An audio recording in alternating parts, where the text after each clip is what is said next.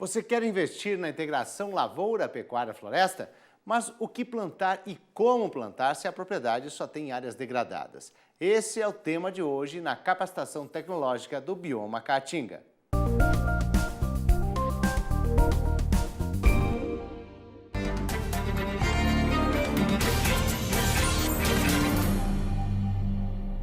Olá pessoal, meu nome é Ana Clara e nessa aula nós vamos abordar o tema ILPF para o Bioma Caatinga, no módulo florestal. Então qual é a ideia? De se escolher a área mais preservada que tiver dentro da propriedade para que essa área seja um módulo florestal, para você não ter muito trabalho com isso. Mas no caso que a área já está muito degradada, o ideal é que você vai fazer um reflorestamento dessa área. Então, que culturas que você vai plantar, que tipo de árvore ideal que você plante, espécies que estão adaptadas para aquela condição. Faça esse plantio, de preferência, na época chuvosa e que você leve essas mudas já grandes, já com 1,5 m para o campo, que ela já está mais adaptada. Use o hidrogel para plantar, para garantir que se faltar umidade também no solo, a planta vai se recuperar. Uma sugestão de planta para essa condição que nós estamos dando é o plantio do sabiá. Por que está recomendando o sabiá? Porque o sabiá ele tem uso múltiplo, ele tanto serve para a produção de madeira quanto de forragem, é uma planta que está não só no Nordeste, mas está em outras regiões também, aqui no Centro-Oeste, no Sudeste conhece como sanção do campo, então é uma planta que ela vai se adaptar em diferentes regiões, em diferentes locais, é uma planta que está praticamente no semiárido inteiro, e então é uma das plantas recomendadas numa situação de área muito degradada. Bom, agora a gente já conheceu o princípio do sistema, módulo agrícola, módulo pecuário e módulo florestal. Agora, como é que nós vamos manejar esses 3 módulos na prática? Bom, a gente pode manejar de 2 maneiras. Uma maneira chama-se o modelo fixo. Como é esse modelo fixo? O modelo fixo é quando a área de agricultura vai sempre ser área de agricultura, vou sempre fazer as mesmas práticas na mesma área, a área de pecuária vai sempre ser o mesmo lugar, a mesma prática, e a floresta também não vai mudar de lugar. Uma outra possibilidade que tem é você fazer o uso rotativo, onde a área que era agrícola durante um tempo, depois vai se tornar pecuária, a floresta vai passar a ser agrícola e a pecuária vai passar a ser floresta. Vai havendo um rodízio disso daí. E qual é o tempo de se fazer esse rodízio? O tempo vai depender de qual daquele tipo de caatinga que existe disponível. Se for uma caatinga que está mais dinâmica, até 8 anos já dá para fazer um rodízio. Se for algo que precisa de mais tempo, que está no solo mais fraco, numa condição menos favorável, em torno de 20 anos. Então tem essas 2 opções de fazer o manejo. Como vamos manejar os componentes agrícolas dentro do sistema? Bom, a base desse modelo é uma base agroecológica. É um pouco diferente de outros modelos ILPFs que a gente já está mais familiarizado. O que é que essa base agroecológica ela infere para nós desse sistema? Em primeiro lugar, para fixar o conceito, exclusão do uso do fogo. Não pode usar o fogo em hipótese nenhuma. Incorporação de toda a matéria orgânica que está produzida ali dentro do sistema, que a tendência é da gente fechar o sistema, que os inputs e outputs estejam equilibrados. Então, que a gente não precise estar colocando insumos de fora do sistema para mantê-lo sustentável. A adubação verde com leguminosa, aquela incorporação no início do período de crescimento da planta, no meio do período de crescimento. Mais ou menos pode usar até a mesma recomendação que é usada para o adubo químico, para a adubação orgânica em relação ao tempo, porque o que determina isso é a fisiologia da planta. Então, você só vai estar trabalhando com um tipo de insumo diferente. Então, geralmente, quando você adquire uma semente de um híbrido, de uma variedade, existe uma recomendação, você vai seguir aquela recomendação. Em vez de fazer o uso de uma adubação convencional, você vai fazer o uso da adubação verde, da incorporação de compostos orgânicos dentro do sistema. O controle de pragas e doenças é algo que também está baseado em princípios agroecológicos, ou seja, não use inseticidas, e agroquímicos convencionais. Vai usar, por exemplo, barreiras com culturas que impedem que outras plantas venham, como por exemplo, muitos produtores utilizam o gergelim como essa barreira natural para evitar. É comum que vá ser encontrado insetos, só que de uma forma mais equilibrada, porque ali na área não vai ter só a cultura agrícola, vai ter a cultura agrícola e tem outras opções para que esses insetos explorem. Preferir o uso de variedades e de materiais crioulos que estejam adaptados à região. Em termos de manejo do componente pecuário, e é importante dizer que por que se optou por usar essa base agroecológica? Porque como vocês puderam ver na aula que a gente comentou sobre o bioma Caatinga, a maioria dos solos são rasos, pedregosos, então difícil de mecanizar. Então, se a gente for mecanizar, a gente vai acabar mecanizar nos moldes atuais, com o tipo de máquina que a gente dispõe atualmente, é muito complicado. Então, a ideia de trabalhar um outro modelo é para permitir que a gente continue explorando, mas de forma sustentável, esse ambiente. Em termos de manejo do componente pecuário, priorizar a criação de pequenos ruminantes. Porque o pequeno ruminante está mais adaptado a essa condição de alta temperatura, de menor oferta de forragem, menor exigência em água. Então, ele reúne uma série de características que favorecem. A gente não vai dizer para os produtores deixarem de criar bovinos, porque inclusive é um aspecto cultural. Mas a gente vai orientá-los a quantos bovinos ele vai poder ter na propriedade dele e ajustar a necessidade de bovinos que ele tem ao tamanho da área dele e ao potencial que ele tem fazendo uso de ferramentas de orçamentação forrageira. E essa orçamentação a gente tem que discutir com o produtor para que a meta que a gente vai estabelecer para a orçamentação seja a meta que o produtor quer. Nós temos uma experiência muito boa na Chapada do Apodi, com produtores familiares de uma área de assentamento, que eles estabeleceram que a meta deles era que as matrizes ovinas e caprinas mantivessem o peso e o score e que os cabritos ganhassem peso. E eles foram manejando a quantidade de alimento usando o orçamento forrageiro e conseguiram, por eles mesmos, manter as metas e ficaram satisfeitos e conseguiram equilibrar o sistema deles, né? Utilizar o banco de proteína. O banco de proteína ele vai estar não no módulo pecuário, mas ele vai estar no módulo agrícola. Ele pode estar no módulo pecuário também? Pode, desde que você faça a opção por fazer o enriquecimento não só com gramíneas, mas também com leguminosas. E aí você vai ter a opção de 2 bancos, um banco na área agrícola e um banco na área pecuária. Isso é possível. Suplementação baseado em ingredientes locais, que é a ideia da sustentabilidade. Se ele tiver que se deslocar muito, provavelmente não vai compensar, a menos que ele faça o esquema das compras coletivas. Se junte um grupo de produtores, e nisso os técnicos do Senar e de outras instituições podem ajudá-los a eles se organizarem para fazer a compra coletiva, e aí sim ele vai ter insumos que vêm de outras regiões a um preço mais acessível e com isso atinge-se a sustentabilidade necessária.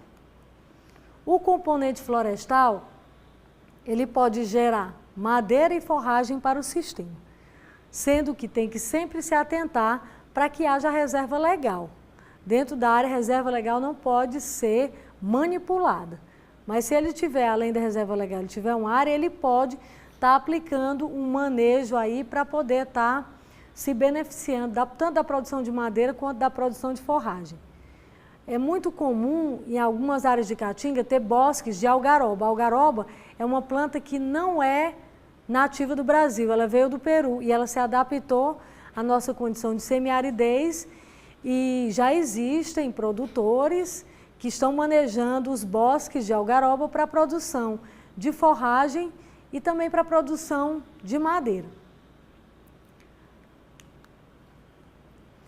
Que tipos de produtos vão ser gerados desse ILPF Caatinga?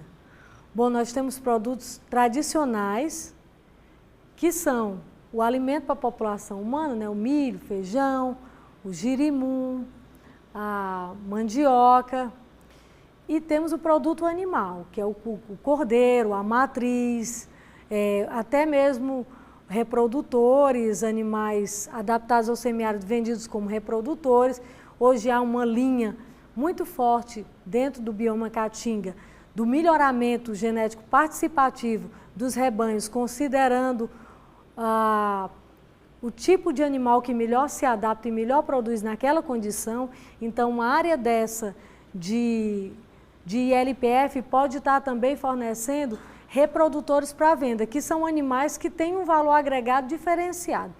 Então, é mais uma opção que se tem, além do produto da carne, do leite, a venda da genética também está associado à comercialização genética dentro dessa questão.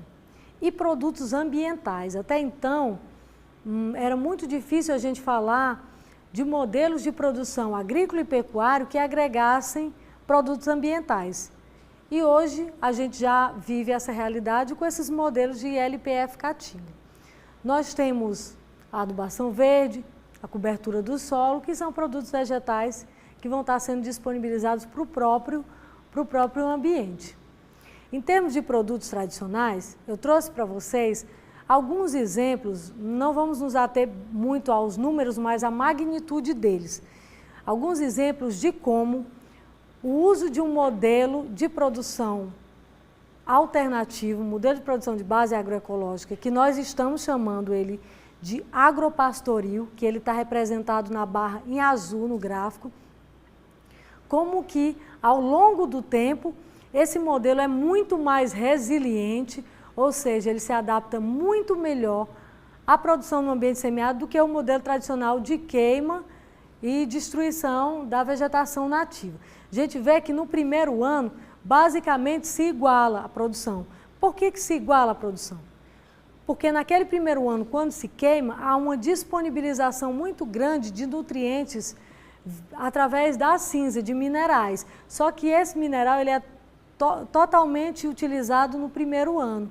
E a partir disso, a tendência é só de que aquela área reduza a produção.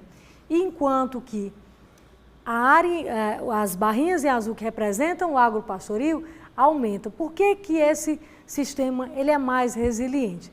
Porque, entre outras coisas, ele mantém cobertura do solo.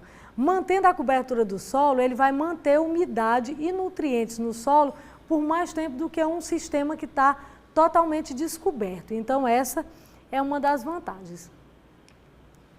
O outro produto é o desempenho animal.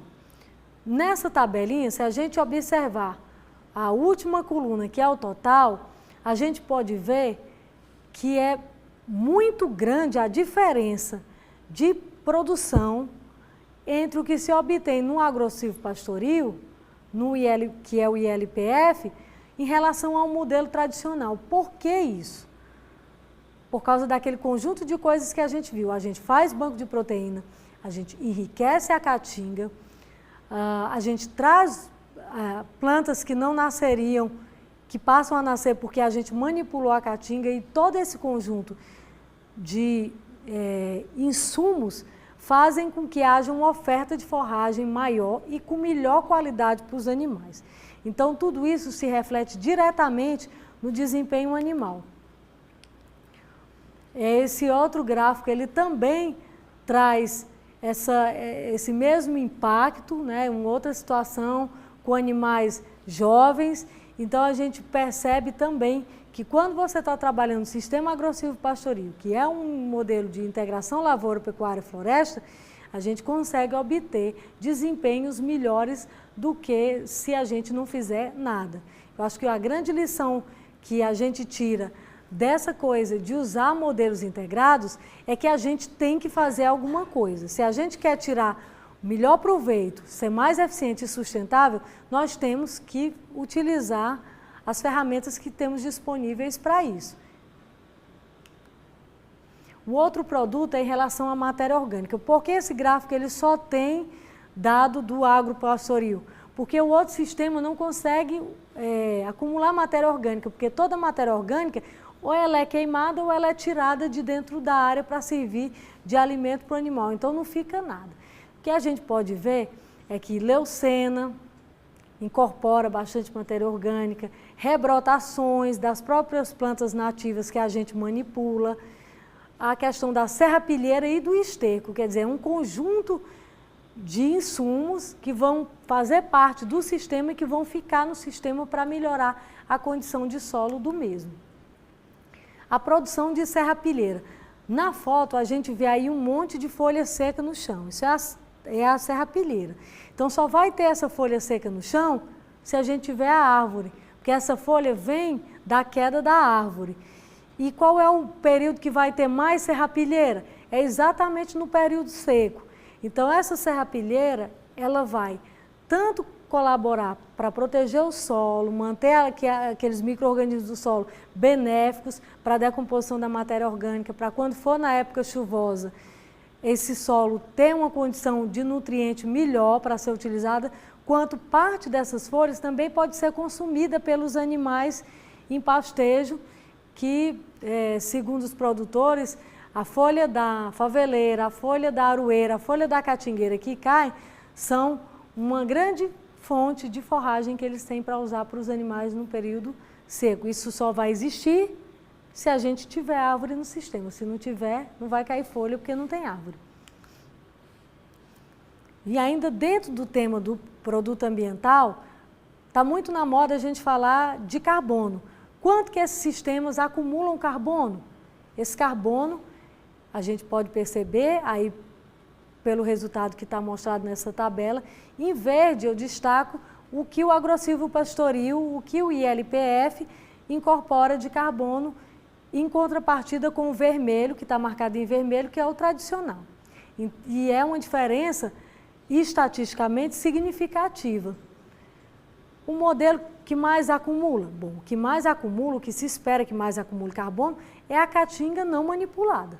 É a caatinga no seu estado normal. É muito razoável que a gente até compreenda isso. Agora, a gente tem que ter outros modelos que também acumulem bem. Então, esse modelo do agrosilvopastoril, ele ficou muito próximo ao da caatinga nativa e em algumas situações ele até superou. Então, é bem interessante também esse modelo para dentro desse novo contexto da nossa realidade, da necessidade de sequestro de carbono, um modelo que também tem essa contribuição. Bom, aí vem o pensador de novo aparecer para nós aqui. Esse negócio está muito bom, porque produz muito mais, os bichos estão mais felizes lá, está todo mundo ganhando peso, está tudo muito bem, tem muita matéria orgânica, mas esse negócio é sustentável do ponto de vista econômico? O produtor vai ganhar dinheiro usando um sistema desse? Bom, à medida que você vai... É um sistema que a gente pode ver que em relação ao tradicional, você vai ter um custo de produção maior. Como é que se explica esse maior custo de produção? Hoje esse maior custo de produção ele está muito associado à dependência de mão de obra para fazer as práticas culturais. E hoje a mão de obra é uma das coisas que mais complica no modelo de produção. Então ele tem um custo de produção maior. Mas e a renda? Quanto que é? Quando a gente vai fazer o custo da renda, a renda no agropastoril é um pouco maior. Mas poderia ser mais? Poderia. Então, a gente tem aí um desafio de tornar esse modelo mais sustentável também do ponto de vista econômico. Então, qual é o desafio para essa sustentabilidade do ponto de vista econômico? Temos duas coisas, aumentar a renda, que a gente já viu lá, que a renda é mais alta, mas também o custo de produção é mais alto. E a necessidade de mão de obra. Como a gente vai trabalhar um sistema desse, que na maior parte das vezes a gente não pode entrar com um maquinário lá dentro? Vamos ver aqui o que é que os produtores já avançaram e já estão dando a dica para a gente do que fazer. Primeira coisa em relação à mão de obra, como os produtores estão resolvendo esse problema? Eles estão implantando unidades menores. Eles começam com unidades menores e a cada ano eles vão incorporando mais um pedacinho até que eles tenham a área deles inteira plantada e manejada da forma que o ILPF preconiza. Para o aumento da renda? Bom, para o aumento da renda, aqueles dados que eu mostrei para vocês de renda, foi um dado experimental obtido apenas com a renda agrícola da produção do milho e da produção dos carneiros. Os produtores já têm aumentado muito a renda porque eles têm incorporado mais elementos dentro do sistema. Que elementos são esses? A apicultura, a criação de aves, o plantio de algodão e de mamona.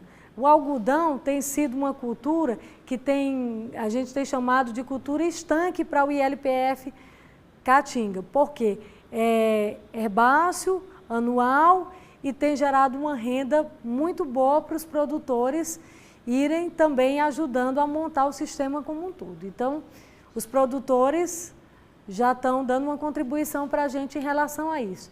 E a nossa contribuição para os produtores? Bom, nós estamos trabalhando em 3 níveis. Um nível tecnológico, um nível de política pública e um nível de mercado.